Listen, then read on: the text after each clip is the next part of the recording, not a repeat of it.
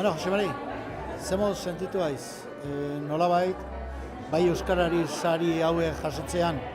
Bueno, nik uste eta ondo, nik uste azkenean rekonozimentoa dela jende guziak gure enpresan egin duena, eta da euskara nolabait baliabide bezala jartzea.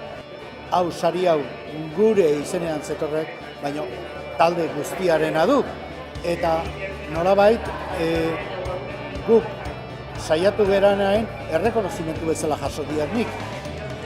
Bai, hala da, eta herriotan bi hizkuntza ditugu, baina bada hiztun asko dituna eta besteak gutxi dituna. Horregatik gu bilok esan dugun bezala eta guk hori praktikatzen dugu gure enpresan da diskriminazio positiboa, positibo reala. Ez da beste hizkuntzaren kontra jutea, baizik norberaren hizkuntzaren alde egitea.